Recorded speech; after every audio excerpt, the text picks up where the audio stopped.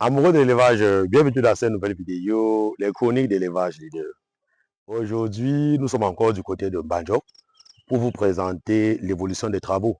Parce que pour ceux qui nous suivent, nous étions ici le 15 mai et nous sommes aujourd'hui le 30 mai. Donc 15 jours après le début des travaux. Donc j'avais effectué une première vidéo ici là où je vous annonçais déjà le projet dont nous sommes en train de réaliser ici, l'équipe construction leader, parce que vous savez que désormais, nous avons décidé de vous accompagner dans la réalisation, la conception et la construction de vos différents bâtiments. Donc lorsque nous effectuons la descente sur le terrain, une fois que le choix du site est confirmé, on vous fournit un plan de construction, on vous fournit un devis estimatif et on vous fournit un business plan de production. Une fois déjà que vous avez étudié et que vous avez validé, nous vous accompagnons désormais au niveau de la construction de votre bâtiment parce que nous avons décidé de nous faire accompagner par une équipe de professionnels, d'architectes et de techniciens en bâtiment qui sont lourdement expérimentés dans la construction des poulaillers et des porcheries. Et nous avons décidé de vous montrer nos différentes réalisations sur ce projet dont nous sommes en train de construire du côté de Banjok. Voilà. Donc vous allez constater, dernièrement, lorsque j'étais ici, c'était encore vierge, puisque le propriétaire, lui, venait pratiquement d'acheter le terrain. Ça faisait au trop 2 jours qu'il avait acheté le terrain et il avait décidé à ce que nous fassions une descente directe sur le site. Et une fois que la descente a été effectuée, il a validé directement le plan de construction, le devis, et il a décidé que nous lançons les travaux avec l'équipe construction leader. Donc, comme vous allez observer là, à l'entrée du site, nous avons le logement et le magasin. Voilà. Nous avons préféré mettre le logement et le magasin à l'entrée du site. Pourquoi? Parce que nous avons déjà dit, et nous essaierons de vous dire que ça doit être toujours à l'entrée du site. De telle sorte que celui qui reste là, il puisse contrôler tous les mouvements sur le site. Parce que vous ne devez pas mettre le logement derrière votre porcherie ou aux angles de votre porcherie. De telle sorte que lorsqu'un client vient ou un visiteur ou un étranger autre, il visite la porcherie avant que le personnel guette ou chercher quoi. Pourtant, il a déjà tout vu. Donc, ça veut dire que vous devez toujours mettre votre logement et votre magasin à l'entrée. De sorte que même si le camion vient avec l'aliment, ça gare là directement, on décharge et on dépose au magasin. Si une personne vient là, il s'arrête là directement, il pose son besoin, il se désinfecte avant de se diriger dans le bâtiment. Voilà. Donc ça, c'est le logement ça, c'est le logement et le magasin sur le site. Les dimensions du magasin, c'est 5 x 5. Ici, c'est 3 x 5. Voilà. Donc, comme vous observez là, on vient de finir avec l'élévation. On n'a presque pas encore fini, mais d'ici la fin de cette semaine, les charpentiers seront là pour déjà tôler, pour déjà faire la charpente et tôler le logement, parce que c'est ça qui nous aidera à stocker le matériel et autres. Donc, étant donné que les travaux sont un peu très accélérés, sinon, normalement, dans le programme normal, vous devez d'abord construire le logement fini avant de lancer les travaux que ce soit porcherie ou poulailler, parce que le logement vous permet déjà de stocker le matériel, ça permet au personnel de se reposer. Si par exemple on lance les travaux, il pleut, il va falloir qu'on se repose, qu'on stocke le matériel et autres. Donc c'est pour ça qu'on a préféré accélérer déjà d'abord ceci. Voilà. Maintenant des constructions, ici, nous avons préféré faire un bâtiment, un 2 en 1. Voilà, je m'explique. Donc, parce que je vous ai toujours dit que lorsque vous voulez vous lancer dans cette activité, vous devez faire dans la reproduction et l'engraissement. Vous devez faire dans la reproduction et dans l'engraissement. Maintenant, pour ne pas construire les deux bâtiments une fois, nous avons préféré ici faire 2 en 1. Donc, ça veut dire que là, le premier bâtiment que nous sommes en train de construire présentement, ça contient les loges d'engraissement et les loges de reproduction. Comme vous allez constater, vous allez voir que ici, nous avons 4 grandes loges. Nous avons 4 grandes loges d'engraissement. 4 grandes loges d'engraissement. Et les dimensions ici, c'est 6 x 5. 6 x 5. Donc, si vous faites 6 x 5, vous allez voir que ça va faire 30 mètres carrés. Et vous devez savoir qu'en engraissement, vous devez prévoir 1 mètre carré pour un porc. Donc, ça veut dire qu'une loge comme celle-ci, comme ça, lorsque c'est les porcelets, ça va prendre facilement 60 porcelets pour une loge. Ça veut dire que là, maintenant, on peut facilement avoir 240 porcelets ici, là, sevrés en une vague. Donc, au niveau de l'engraissement, étant donné qu'on doit prendre 1 mètre carré par porc, ça veut dire que là, maintenant, en engraissement fini de 100 kg, on aura 120 porcs dans ces 4 loges. Vous voyez que si vous avez déjà 4 loges qui parviennent déjà à vous prendre 120 porcs pour un début, ce n'est pas petit. Donc, ces 4 loges vont prendre 120 porcs de 100 kg finition ou 200 ou plus de 240 porcelets. Voilà. Bien par la caméra. Voilà. Et de ce côté, comme j'ai précisé que ici, c'est le compartiment d'engraissement. Là, voilà. Là, directement, vous allez voir que là, c'est le couloir de passage. Le couloir de passage, le couloir de service et autres. Comme je vous dis toujours, vous devez faire telle sorte que, vous voyez là, ils sont en train d'effectuer le remblage. Ils sont en train de travailler avec la brouette. Ça veut dire que vous devez supposer que c'est l'aliment. Ça veut dire que le technicien qui travaille, il peut passer facilement avec la brouette, avec l'aliment et autres pour pouvoir servir dans les différents loges. Donc, c'est pour ça qu'on vous demande toujours de faire ça minimum 1 mètre, de prendre un verre si possible, maximum 1,5 pour que le technicien qui travaille là, qu'il travaille aisément et que si vous voulez faire sortir les bêtes ou faire ou échanger les bêtes dans les différents loges, que ça soit facile. Voilà, de ce côté. De ce côté, vous allez voir ce que nous avons prévu de ce côté, ce que nous avons prévu de ce côté. Vous allez voir qu'ici, on a prévu 12 loges. 12 loges de reproduction. 12 loges de reproduction. Et je tiens à préciser que nous avons choisi les 3x4. Nous avons pris les 3x4 parce que cette loge, quand vous prenez 3x4, ça vous sert aussi d'engraissement en même temps et ça vous sert aussi de reproduction. Donc vous allez voir que le business plan que nous avons fourni à notre partenaire de la diaspora, c'est 10 truies gestantes et un mâle. Donc lorsque vous venez avec vos porcs, vous les mettez dans ces différentes loges. Lorsqu'il y a mise bas, chaque loge, chaque truie dans une loge, et après vous regroupez les truies. Vous regroupez vos 10 truies dans 3 loges. Et les porcelets, vous pouvez faire le post-sevrage ici à la seconde vague. Donc vous voyez que un bâtiment comme celui-ci, si vous avez un bon technicien qui maîtrise le calibrage et la gestion des bêtes, peut vous prendre facilement 300 bêtes en une vague. Donc vous voyez que si vous avez un bâtiment qui vous prend déjà 300 bêtes pour un début, c'est pas mal. Vous pouvez tourner facilement avec 1 an, 2 ans avant de décider de construire le grand bâtiment d'engraissement. Donc c'est un peu le plan que nous avons prévu faire ici. Et comme vous allez constater, les techniciens, ils ont déjà commencé avec l'élévation. Ils ont déjà commencé avec l'élévation. Voilà.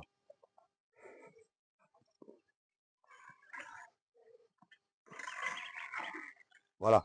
Donc là, nous sommes encore, si vous vous rappelez, la dernière fois que j'étais ici, là, c'était comme j'ai précisé au début de la vidéo, c'était le 15 mai. Et nous étions avec le chef des travaux, monsieur Cédric. Vous le voyez, vous voyez vous-même, il est au four au moulin et ils ont déjà commencé avec l'élévation. Je vais laisser la parole à monsieur Cédric. Monsieur Cédric, c'est comment? Ça va? Hein? C'est comment les travaux ici de ce côté? Non, pour le moment, Hein? pour le moment, ça va. Oui, oui, oui. Et on doit respecter le délai. La dernière fois que j'étais ici, on a fait la vidéo hein, et on a envoyé au boss où on disait que d'ici 2 mois, si tout se passe bien, les travaux seront livrés, finis. Et 15 jours déjà, bon, moi personnellement, je suis déjà fier de l'avancement des travaux. Je suis fier de l'avancement des travaux parce que rares sont les chantiers où généralement on s'engage à l'intérieur et qu'on voit qu'au bout de 2 semaines, les travaux ont déjà avancé comme ici. Parce que parfois, soit c'est les techniciens qui dérangent, soit c'est le patron lui-même qui dérange, qui ne met pas le matériel à la disposition des techniciens. Après, maintenant, comme on connaît les techniciens, parfois le patron perd le temps. Le technicien se retrouve en train de prendre un autre chantier au quartier pour pouvoir jongler. C'est comme ça que parfois les chantiers dérangent. Ça veut dire que quand j'observe là, je vois que tout se passe bien. Hein? Oui, oui. Tout se passe bien. Voilà. Maintenant, au niveau des travaux, quelles sont les difficultés que vous rencontrez? C'est les difficultés. Vous avez quoi ici comme difficulté? Bon, la difficulté qu'on est ici là, problème de livraison. Oui. Parce que quand il pleut là, il n'y a pas la route. Oui. Quand il pleut là, il n'y a pas la route pour livrer le matériel. Oui. C'est vraiment pratique. Mhm. Il faut que le soleil soit pour qu'on puisse livrer le matériel. Oui, et ça freine les travaux. Voilà. Donc, et c'est la seule difficulté que vous avez ici, uniquement l'approvisionnement en matériel. Vous n'avez pas une autre difficulté? Non, non, non. Bon, parce que la dernière fois que j'étais ici, j'étais en train d'échanger avec le promoteur de cette ferme pour qu'il fasse un fourrage directement. mais vous avez décidé de lancer les travaux et accélérer. Au niveau de l'eau, ça se passe comment? Parce que là, jusqu'à présentement, il n'a pas encore fait le forage. Au niveau de l'eau, ça se passe comment? Bon, au niveau de l'eau, il faut vraiment qu'il fait le forage là parce Oui, qu'il y a un petit il y a une petite rivière en brousse là. C'est ça oui. qu'on est en train d'utiliser pour le moment. Et ça vous donne suffisamment d'eau. Oui, ça nous donne suffisamment d'eau. Donc, ça veut dire que la rivière là parvient à vous fournir une quantité d'eau suffisante pour effectuer les travaux journaliers sans problème, sans difficulté. Oui, Donc, ça veut dire que c'est la pompe qu'on a mis à l'intérieur là qui vous fournit l'eau sans problème. oui. Voilà. Et la quantité maximale d'eau que vous utilisez ici, c'est combien de litres environ? C'est du 1000. 1000. Donc, 1000 litres. Voilà. 1000 litres. Et ça ne tarit pas. Ah, Ou comme ça, la saison pluvieuse, non, il y a non. suffisamment d'eau. Bon, dans tous les cas, moi, j'ai conseillé au promoteur de faire le forage. Il va encore, ce qui est sûr, il suit toutes mes vidéos parce que c'est un fidèle abonné de mes différents contenus. Donc, moi, je recommande au promoteur de faire le forage. Pourquoi? Parce qu'on ne peut pas avoir un projet comme celui-ci. Il a retiré plus de 10 millions pour mettre des assements sur la construction du bâtiment et autres. Maintenant, avec le poulailler qu'on doit construire et l'achat des bêtes, le lancement de la production, porcherie et poulailler, il sera pratiquement à 50 millions investis sur le site. Tu ne peux pas investir 50 millions. Tu peux investir 50 millions et tu comptes sur une eau, sur une source qui passe. Et l'inconvénient principal encore ici, c'est que ici, il y a beaucoup d'agriculteurs. Que ce soit du premier côté ou du second côté, il y a tellement d'agriculteurs. Maintenant, l'inconvénient avec ça, c'est que un agriculteur, généralement, c'est eux qui utilisent un peu les produits toxiques et autres. Vous voyez qu'un agriculteur peut utiliser un produit toxique là, il passe dans l'eau, il verse, ou il vient là rincer son pulvérisateur et autres. Et après, maintenant, lorsque tu prends, tu donnes tes bêtes, tu commences à dire que mes porcs ne mangent plus, mes poulets ne mangent plus, mes poulets sont morts, mes porcs sont morts, parce que tu as voulu économiser. Une zone comme celle-ci, je dis toujours, on fait le forage facilement ici. À 2 millions, on fait le forage ici. 2 millions même, c'est cher. Pourquoi? Parce que il n'y a pas d'électricité sur le site. Si y avait l'électricité, ça devait éviter l'achat, la location du groupe et autres. Donc, ça veut dire que avec maximum 2 millions, parce qu'il y a les zones ici là où on a fait le forage à 1,5 million. Par exemple, à Douala, on fait le forage à 1 million. Mais ici, comme c'est éloigné, il faut qu'il prévoie 2 millions, il fait son forage. Tu peux investir 50 millions et tu oublies l'élément le plus important. Puisqu'on dit quoi? On dit que l'eau, l'eau c'est la vie. Et il ne faut pas aussi oublier qu'après ça, vous allez faire le château. Hein. Après ça, vous allez faire le château. Parce que le bâtiment, ça doit être un bâtiment automatique. Donc, on doit mettre les pipettes sur les murs. Donc ça veut dire qu'après ça, on va construire directement le château au niveau de la dépendance là. Voilà. Mhm. Donc sinon, déjà, c'est la seule difficulté que vous avez sur le site alors. Hein? Tout se passe bien, tout. Ok, donc ça veut dire que le délai doit être respecté normalement. Voilà. Et j'allais oublier, au niveau des papins, au début, vous avez commencé à fabriquer les papins et après, vous avez arrêté, vous avez préféré acheter. Vous savez, c'est pourquoi. La raison était laquelle? Les puits, non. Bon, puisque Oui, quand on fabriquait, il y avait les puits qui venaient, ça endommageait les papins. oui, On a préféré payer à la fabrique. oui, Ce qu'elle a fabriqué, on a préféré le payer à la fabrique. oui. Et les papins que vous avez pris à la fabrique, là, elles sont de bonne qualité. Non, elles sont de bonne qualité. Oui. Et les dimensions, c'est les papins de combien vous avez pris? 20 par 15. Oui, 20 par 15. 40 par 40 par 20. Et c'est presque la même chose que ce que tu es en train de fabriquer. Il n'y a pas de problème non, non, il au n'y a niveau pas de de la problème. qualité. C'est vraiment solide. C'est solide, hein? Oui, Ok. Parce que les porcs comme ça ne blague pas. Hein. Si le mur n'est pas assez solide, ça... Donc, sinon tout se passe bien. oui, tout se passe bien. Mais après ça, il y a aussi le crépissage Oui, avec le lissage qui va passer sur le mur. oui, ce qui va passer sur le mur avec le chaînage. Oui, avec le chaînage. Ok. Ça veut dire que vous allez finir l'élévation d'ici combien de jours? Tu Bon, estimes l'élévation en combien de jours? d'ici maximum 2 jours, on a fini les versions. Donc ça veut dire qu'il va falloir que le charpentier vienne déjà pour tôler. Oui, Parce qu'on doit tôler avant de crépir le sol, non? Hein? Avant de faire le sol. Hein? Oui, il va falloir mettre les poteaux. Le charpentier vient, il travaille. oui. Maintenant, avant que vous faites le sol. C'est ça, non? Oui. Ok. Donc déjà, moi, les travaux évoluent bien. Hein, ça se passe vraiment très bien. Là, viens pour voir.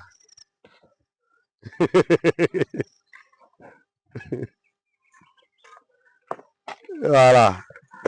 Donc lui, c'est l'assistant du technicien. Vous êtes ici combien? Il y a combien de personnes qui travaillent? On est 12, mais il y a 6 personnes qui sont parties décharger le ciment au petit village. Oui. Il y a 6 personnes qui sont parties décharger. Donc les 6 personnes sont parties décharger le ciment. Oui. Actuellement, ici, vous êtes combien? Vous êtes 7, hein? Oui, oui, oui. Ok. Ok. Là, c'est comment? Ça va? Non, ça va, ça va. Hein? Ça va bien. Les travaux, c'est comment? Les travaux avancent bien? Ça va avancer en même temps. Oui. Et quelles sont les difficultés que vous avez ici là? On peut dire la seule difficulté qu'on éprouve ici, c'est les moustiques, quoi. Les moustiques? Ouais. Oui. Il y a trop de moustiques. Il y a trop de moustiques. Oui. Comme ceux-ci, nous sommes un peu reculés. Oui. Et aussi, la route elle n'est pas très bonne. Oui. Cela est posé comme difficulté. Oui. Mais tout le reste marche en main. Donc tout se passe bien. Tout se passe bien. Donc, et actuellement, tu es en train de faire quoi là? On peut faire Oui. Le remblage. Oui. à la fin. À la fin. Tu vas rendre combien de loges? C'est toute la porcherie, quoi. Oui. Donc, nous sommes là presque à la fin. Bon, il faut aussi préciser que ici, là, le remblage, c'est presque rien, puisque le terrain, lui, il était déjà assez plat. Voilà, le terrain n'est pas accidenté, le terrain n'a pas de pentes. Parce que parfois, je dis toujours aux différents promoteurs, lorsque vous voulez acheter votre terrain, prenez les terrains qu'on ne doit pas souffrir pour effectuer les travaux.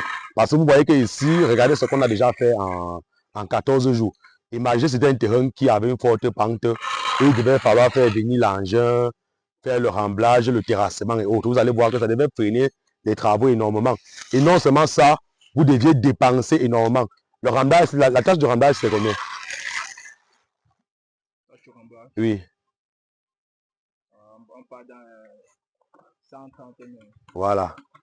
Voilà, 130 000. Vous voyez que, parce que le terrain est vraiment assez plat. Parce que moi, je connais des sites où on fait parfois venir l'engin.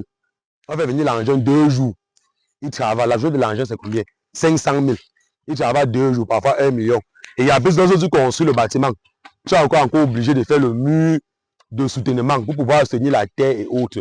Et parfois, le terrain ne tient même pas. Vous voyez que lorsque vous prenez les terrains plats comme ça, pour remplir les loges, vous mettre plat, vous dépensez autour de 100 000, 200 000. Vous voyez que c'est très facile.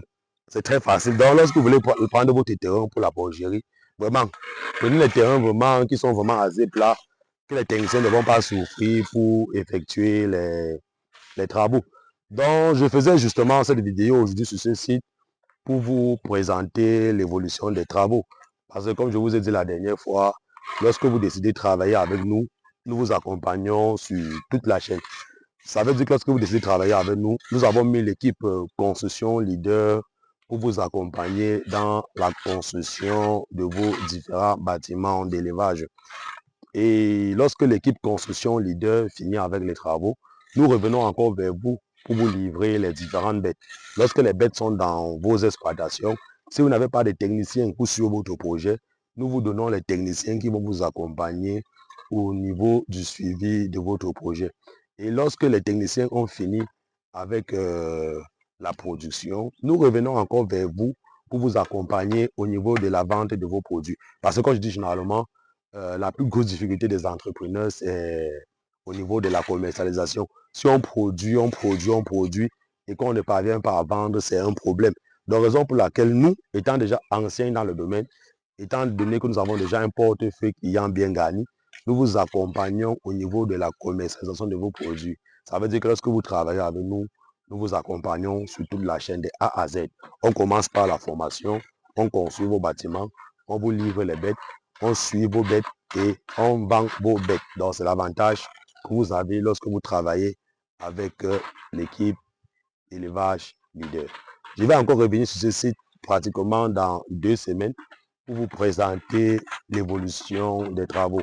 J'ai décidé justement faire plusieurs vidéos sur ce site pour vous montrer réellement nos capacités de force. Donc, si vous aussi, vous avez votre projet d'élevage en Afrique, n'hésitez surtout pas de nous contacter. Nous sommes leaders dans les formations et dans l'accompagnement.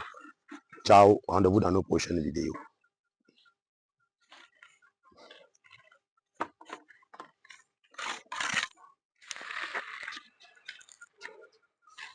Tu as coupé?